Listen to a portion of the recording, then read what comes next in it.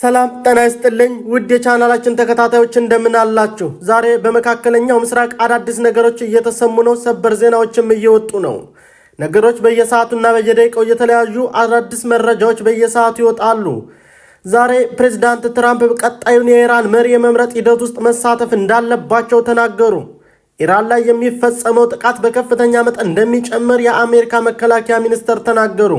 አሜሪካ በኩዌት የሚገኙ ኤምባሲዋን ዘግታ ሰራተኞቿን አስወጣች። የእስራኤል ጦር በኢራን ላይ የሚደረገውን ዘመቻ ወደ ቀጣይ ምዕራፍ መሸጋገሩን ገለጹ። እስከ መጨረሻው አብራችሁን ከቆያችሁ እነዚህንና ሌሎች ዝርዝር መረጃዎችን የምታደምጡ ይሆናል። ወደ ዝርዝር መረጃው እናልፋለን። አብራችሁን ቆዩ። ፕሬዝዳንት ዶናልድ ትራምፕ ቀጣዩን የኢራን መሪ የመምረጥ ሂደት ውስጥ መሳተፍ እንዳለባቸው ተናገሩ። ፕሬዝዳንት ዶናልድ ትራምፕ በአሜሪካና በእስራኤል ጥቃት የአያቶላ አሊ ካሚኒ የተገደሉበት ኢራን በቀጣይ ማንን በጠቅላይ ሚኒስትርነት ትመርጣለች የሚለው ላይ መሳተፍ እንዳለባቸው ለመገናኛ ብዙሃን ተናገሩ። ትራምፕ ከዜና ምንጮች ሮይተርስ እና አክሲዮስ ጋር ባደረጓቸው የተለያዩ ቃለመጠይቆች ቀጣይ መሪ ይሆናል ተብሎ የሚጠበቁት የአያቶላ ካሚኒ ልጅ ወደ ስልጣን እንዲመጡ እንደማይፈልጉም ገልጸዋል። ፕሬዝዳንቱ ባለፈው ታህሳስ ወደ ቬንዙዌላ ገብተው ፕሬዝዳንት ኒኮላስ ማዱሮን ከያዙ በኋላ እንዳደረጉት ሁሉ የኢራን ቀጣይ መሪ የመምረጥ ሂደት ላይ ራሳቸው መሳተፍ እንደሚፈልጉ መናገራቸውን የአሜሪካ የዜና ምንጭ አክሲዮስ ዘግበዋል። ከሮይተርስ ጋር ባደረጉት ቃለ መጠይቅ ደግሞ ከኢራን ጋር ሆነን ቀጣዩን መሪ ያንን ሰው መምረጥ ይኖርብናል ብለዋል። ባለፈው ቅዳሜ ሌሊት ጠቅላይ መሪው አያቶላ አሊ ካሚኒ መገደላቸው ከተረጋገጠ በኋላ ቀጣዩ መሪ ማን ይሆናል የሚለው ሲነጋገር ቆይተዋል። የቀድሞ መሪ የቀብር ስነ ስርዓት ከተፈጸመ በኋላ ቀጣዩ መሪ እንደሚመረጥም ተነግሯል። ስልጣኑን እንደሚረከቡ ከሚጠበቁት መካከል ስማቸው ተደጋግሞ እየተነሳ ያሉት የቀድሞው የአያቶላህ ልጅ ሞጅታባ ካሚኒ ናቸው። ትራምፕ ከአክሲዮስ ጋር በነበራቸው ቆይታ የካሜኒ ልጅ የጠቅላይ መሪነቱን ስልጣን እንዲቆናጠጡ እንደማይፈልጉ ተናግረዋል። ለእኔ የካሜኒ ልጅ ስልጣኑን መረከቡ ተቀባይነት የለውም፣ የምንፈልገው ለኢራን ስምምነትና ሰላምን የሚመጣ ሰው ነው ብለዋል። ትራምፕ ጊዜያቸውን እያባከኑ ነው። የካሜኒ ልጅ ያንን ያህል ፖለቲካዊ ክብደት የለውም። በቬንዙዌላ ከዴልሲ ሮድሪጌዝ ጋር እንደነበረው ሁሉ ሹመት ውስጥ መሳተፍ አለብኝ ሲሉ ተናግረዋል። የአያቶላ ካሜኒን የፖሊሲዎች የሚያስቀጥል አዲስ መሪ እንደማይፈልጉ ለአክሲዮስ የገለጹት ፕሬዝዳንቱ ይህ አይነት ሰው ወደ ስልጣኑ የሚመጣ ከሆነ በ5 ዓመቱ ውስጥ የአሜሪካ ተመልሳ ወደ ጦርነት እንድትገባ እንደሚያስገድዳት ጠቅሰዋል። ትራምፕ ከሮይተርስ ጋር በነበራቸው ቆይታም በተመሳሳይ በየ5 ዓመቱ ተመልሰን ይህንን ጦርነት ደጋግመን እንዳናደርግ ኢራንን ወደፊት የሚመራውን ሰው በመምረጥ ሂደት ውስጥ መሳተፍ እንፈልጋለን፣ ለህዝቡና ለሀገሪቱ ታላቅ የሚሆን ሰው እንፈልጋለን ብለዋል።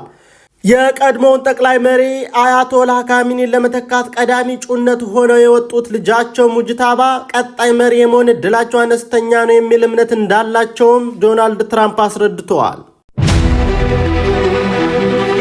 ኢራን ላይ የሚፈጸመው ጥቃት በከፍተኛ መጠን እንደሚጨምር አሜሪካ መከላከያ ሚኒስትር ተናገሩ። የአሜሪካ መከላከያ ሚኒስትር ፒሴክሴት በኢራንና በዋና ከተማዋ ቴህራን ላይ የሚፈጸመው የጥቃት ኃይል በከፍተኛ መጠን ሊጨምር መሆኑን ተናገሩ። አሜሪካና እስራኤል ካለፈው ሳምንት መጨረሻ ጀምሮ በኢራን ላይ የከፈቱትን ጥቃት በተመለከተ ለጋዜጠኞች ማብራሪያ የሰጡት መከላከያ ሚኒስትር ሄግሴት የማጥቃት ዘመቻው በቆራጥነት እያደገ መሆኑን ገልጸዋል። ኢራን ይህንን ጥቃት መቀጠል አንችልም ብላ ተስፋ ታደርጋለች፣ ይህም እጅግ መጥፎ ስሌት ነው ብለዋል። አሜሪካ ምንም የተተኳሽ እጥረት እንደሌለባትና የመጥቃት ዘመቻውን እስከፈለገች ድረስ ማስቀጠል እንደምትችል ተናግረዋል። ገና መዋጋት መጀመራችን ነው፣ የምንዋጋውን በቆራጥነት ነው ሲሉም ተደምጠዋል። ዩናይትድ ኪንግደም ከጅምሮ የአሜሪካ አየር ኃይል ኢራን ላይ ለሚፈጽመው ጥቃት የጦር ሰፈሯ እንዲጠቀም አለመፍቀዷን የተቹት ሄግሴት አሁን ግን ብሪታንያ መስማማቷ ዘመቻውን ለማጠናከር እንደሚያግዝ አስረድተዋል። ተሳክቶልንና አሁንም ቦምብ ጣይ አውሮፕላኖችን ለማሰማራት እንደ አንድ መንገድ እየተጠቀምንበት ነው ያሉት መከላከያ ሚኒስትሩ ይህ እርምጃ ኢራን ላይ ለተከፈተው ወታደራዊ ዘመቻ ተጨማሪ አቅሞችና ተጨማሪ መከላከያ ብቃት እንደሚያስገኝ እንዲሁም ተደጋጋሚ የቦምብ ጥቃቶችን ለመፈጸም እንደሚያስችል አብራርተዋል። በኢራንና ቴህራን ላይ የሚወርደው የጥቃት ኃይል በከፍተኛ መጠን ሊጨምር ነው ሲሉም አክለዋል። አሜሪካና እስራኤል እያጠቁ ያሉት የኢራን ተቃዋሚዎችን ኢላማ የሚያደርጉትን ኃይሎች እንደሆነም ተናግረዋል። ይህንን በተፈጸመ ቁጥር እንዲሁም ፍላጎትና አቅማቸው በተዳከመ መጠን ህዝቡ በድፍረት እንዲቆጣ ተጨማሪ እድል ይፈጥራልም ብለዋል። አሜሪካ በኩዌት የሚገኝ ኤምባሲዋን ዘግታ ሰራተኞቿን አስወጣች።